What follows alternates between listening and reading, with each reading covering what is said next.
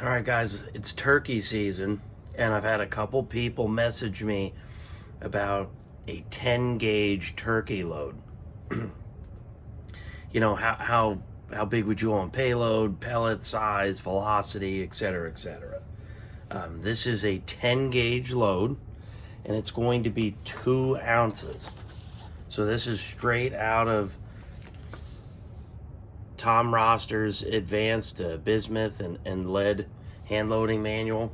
There has been some updates to this. He actually does send an update. I'd imagine if you bought it today, you would find a whole bunch more updates as well, you know, or edits that have been made because of component availability and whatnot. So Tom Roster is pretty similar to Jimmy Muller. So if you follow either of those guys, I don't even know if they speak to one another, but they say a lot of the same things. They're not completely convinced of enormous payloads. They're not completely convinced of incredible, outrageous speeds. Both of them guys are looking for, from what I can tell, they're really concerned about shot, pattern, and velocity. So this one's not going to be a smoking payload here. This is straight out of their manual. The only thing that I'm doing different, and he calls this out in the manual, is I'm going to be substituting the hull for a Remington because, well, I load the most of these, and God knows how many times that's been shot at a duck or goose, probably, oh God, I don't know, 5-7 times. So that's a standard, you know, low base wad hull, 3.5 inch. We're going to be using steel powder, so I'm okay with this because I think a lot of you guys should have it by now. It's been available for a while. They must have made that once a year run, so you guys better buy it if you haven't bought it. Blue dot was another option, long shot was another option, but not quite with these components that I have here at the moment. Next thing, Federal 209As. Yes, these are old primers. I know you guys tell by the box. I'm not trying to hurt anybody's feelings. I spent $25 for a brick of 1,000. I'm sure they're more of $100 now, and I know the availability's there, but I know it's, you know, kind of hit or miss. Next part is the precision reloading TUPRW 105. He just calls it the, I think he just calls it the PR 105, I believe, just to make it short. It's kind of a long name for that load. We are looking at, this is BP nickel plated 5.5. I think it runs a little bit small. I went and weighed it. They're about 2 grains of pellet, so they're actually running just a little bit smaller than 6s, but definitely not quite a 5.5. So a 2 ounce payload, which is what we're making, is going to yield somewhere in the 430, 440 pellet count when I average that out. The next thing we need is a 3/8, a 1/4 inch to 3/8 of an inch of fiber or felt cushion wad to lift up the stack height, and I'll go and grab them. I don't have them at the moment. And then we'll be using buffer in this one, and he's calling for 36 grains, 35, 36 grains. Okay, that's what I use. This is what he uses. He's a big fan of that buffer. I love BPI, okay? I've got their, you know, their sticker there for a reason. I love their stuff. But their buffer just does not touch this spherical buffer. It just doesn't. This buffer is very dense. It offers a whole lot more protection and cushion for the shot going down the bore than the BPI buffers. And that's pretty much it. So that's the load in a nutshell. Let me go and grab the fiber felts here real quick. So here are the fiber felt wads I'll be using. Now, if you look inside the manual, they'll tell you to use 20 gauge or 28 gauge, depending on the size, and they tell you to use, say, maybe a 1/4 inch or 3/8. But if you look in his manual, he'll tell you that you can adjust stack height with these types of things kind of as needed. You know, I think people get a little bit hung up on pressure sometimes. I'm not saying it isn't valid, but there's a reason that he makes a lot of these comments and statements and little footnotes in each load. So I don't want to show everybody the whole manual, and you guys know I love giving data out. That's one of the things I do. But this is like a $10 or $12 purchase, and I'm telling you right now, it's worth every penny. This guy has incredible data, and these are what he considers his best patterning loads. So that's what I'm about to give you. I'm willing to give you guys one because I'm making a couple substitutions. I don't really feel bad about giving the data out. Even though the substitutions are perfectly safe, it's still going to be within his windows of max PSIs. I'm comfortable giving it out, but this is something that you guys really should buy. It's a great manual. This guy is a wealth of knowledge. All right, guys, we are loading on the only 10 gauge press that I have. I think I want to pick up an old mech again at some point so I can have two setups. So we're loading the Federal 209As. So this is an old press. You know, if you go back through some of the videos I pulled this press basically out of the box, you know, brand new.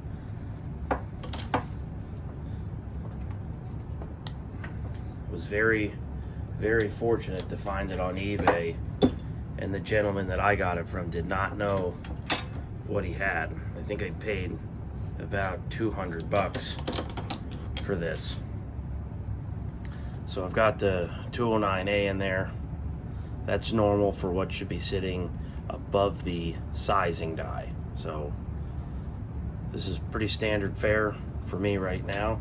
And now we'll move over because this is how you have to load on this Ponzus Warren. You know, I guess technically you could say, well, stick everything over here and kind of load and not bounce around so much, but I'm actually sitting here at a 90-degree angle, 2 benches. So it actually is efficient. It's just inefficient to film. So we'll move over to the bench and set up powder and everything else. All right, so I'm dropping powder out of the RCBS Uniflow once again. Should get me really close. Got me 35.6. My load data is calling for 36 grains. So I just need to trickle up a little bit. You know, and I know a lot of guys that load for shot shell, you know, they're just pretty much happy just dropping a Uniflow or a powder bushing. But since this is a turkey load, I'm looking for a little bit more precision. All right, so we got our 36 grains, prime shell in a die. You can see the black plastic base wad, the funnel that everybody asks about, but I don't know where I got it from. All right, so we got 36 grains. Now what I generally speaking do, this is the brown wad. These just look white because I put mica wad slick in there and I got a little overzealous. So anyways, that's the wad, nothing in it. And these 12 gauge 1/4 inch felt spacers, these are from Precision, and they have a lot of give to them, a lot of squish. So I just put this felt spacer in the wad. Take your wad tamper of some sort and just push it in there. See? So this one has a lot of give, and it's basically perfect on the stack height with these pellets. You can even go up another size on pellets, because everybody knows as you start going larger in pellets, your stack height starts to increase with the same payload. Hopefully you know that. If not, now you do. So anyways, we'll load this wad in there. And this is one of the worst parts because these are previously fired. how many times, I really don't know. And now you can also use this funnel to open it up, so shame on me. That's what that wear is from. So we'll load the wad in here, and I'd be using my plastic trays for loading, but I'm out of them at the moment because I've sold them all, so I'm using the wood that I have left over. So there we go. We've got the wad seated, the felt's already in there. We're using, this is Italian shot, I believe. I got this real cheap from a shop that was selling out. So like I said, it's running a little bit closer to, not that it's a size, but if you were to have 5 3/4 shot, it's not quite 6, it's not quite 5 1/2. And this is nickel plated lead. And I'm using an old Lee scoop, making a mess as well. So I have it, this is an old Lee scoop. I think it came out of one of those, you know, hand loading kits, you know, the Lee loaders or whatever you call them. I just kind of cleaned it up with some steel wool. So we're looking for 875 grains roughly. If you're plus or minus a grain, think you're going to be okay. So we'll dump the shot.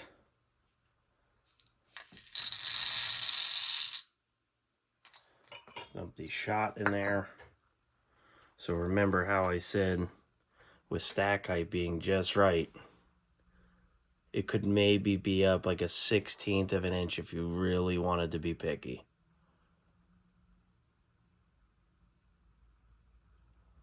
But it's pretty much right where you need it. All right, so this recipe is calling for 36 grains of buffer, a 3.7 Lee CC scoop. We'll test it, make sure I'm right. Get you 35.4 grains. So pretty damn close. So what I'll do is I will take a scoop of this PSB buffer and I'll put it in the shell, and we'll see how well it actually takes it in. We may have to dump the buffer in, see if we can get the whole thing in. Well, that's nice. Got the whole pan in. And I'll just take this old toothbrush.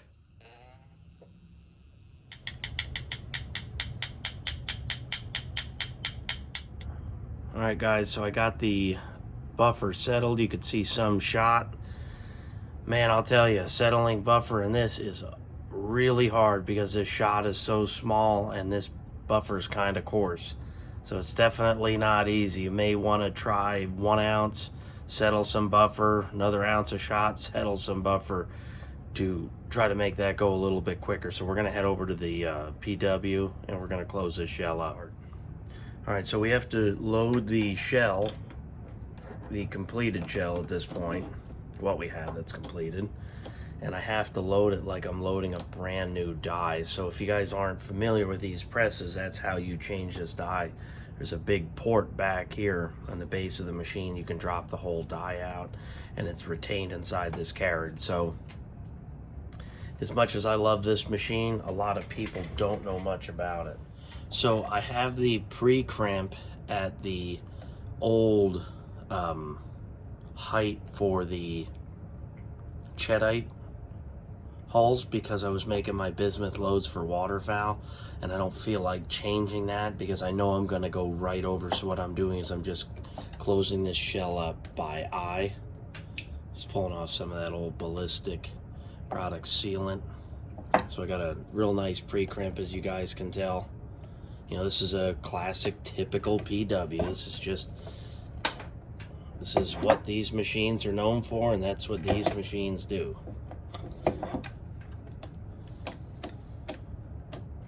So let me get the shell out of the die. And got a small hole in there. But let's see if we can close that one up in the taper crimp station at the very end.